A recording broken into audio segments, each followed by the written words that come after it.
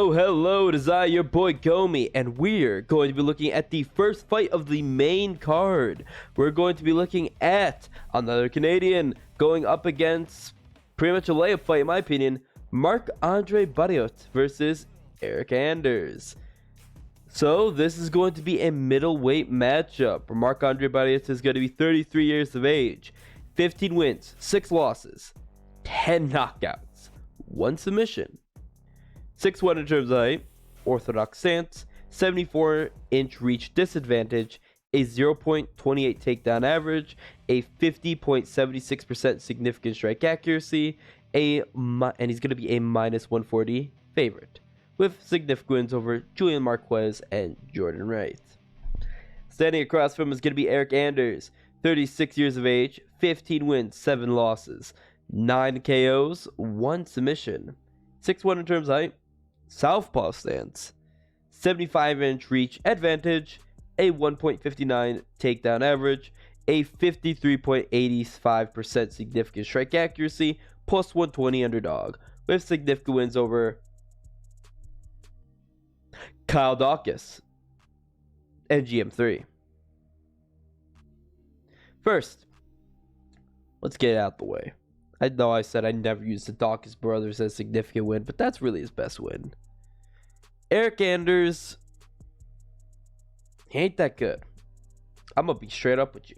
He's tough. Eryk Anders is tough. He is one of the toughest guys in the UFC, in my honest opinion. He is hard to finish. What something always burned in my mind is Khalil Rountree Jr. getting 4 or 5 knockdowns in the course of that 3-round fight. Khalil Rountree Jr. just throwing the kitchen sink at him, just destroying him, systematically annihilating him from the legs to the head to everywhere. And Eryk Anders was still standing, still fighting. Eryk Anders, I'm going to be honest with you, is actually on a losing streak right now.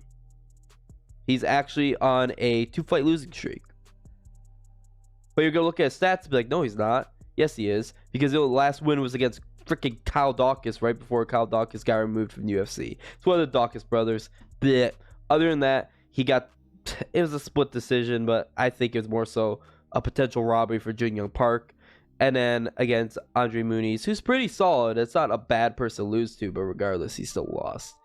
Marc Andre Barriault, though, going into him now, it's not like he's some kind of insane elite technical fighter. Marc Andre Barriault is actually going to be straight up a just bleed. He's actually a just bleed, a brawler, and he's a very fun brawler as well too. I will say in my initial video that there were some sneaky good fights. I actually feel this is going to be one of them. I'm telling you right now, I feel this fight's going to go long. I do think Barriault can actually possibly finish him, but it's going to be long.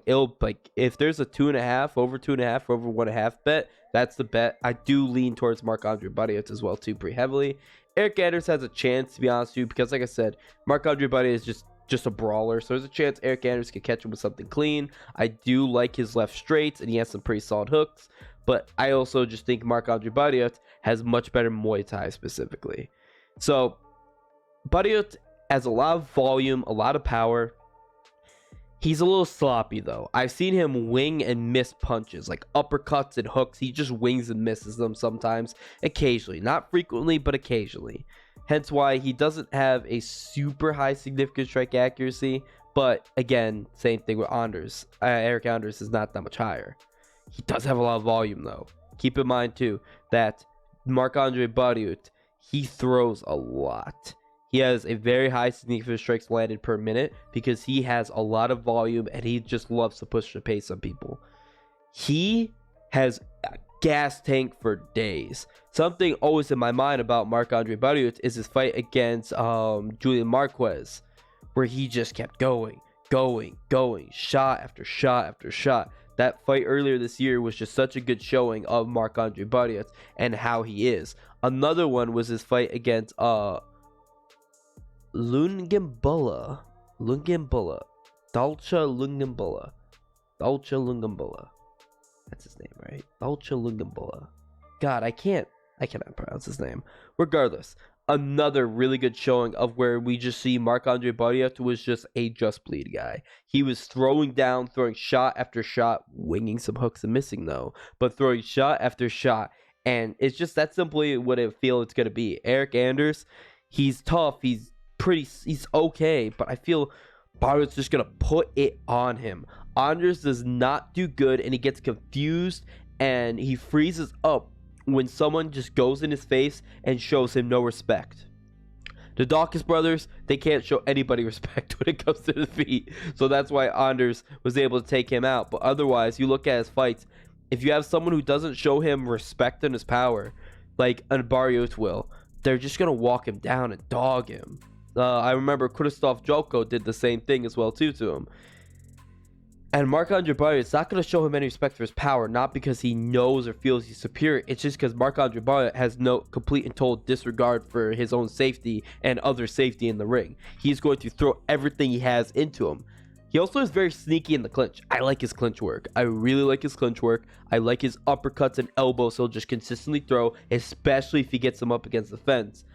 Anders has some pretty good side-to-side movement, some pretty good lateral movement, but that cardio machine of Andre Barriault is eventually going to push him up against the fence. He's going to clinch up to him. It's not going to be like those sloppy clinches you see, where they just kind of crash into the opponent, hold them there. No, he's going to be wrapping his head around him, getting like a tie clinch, and he's going to be railing uppercuts, railing elbows.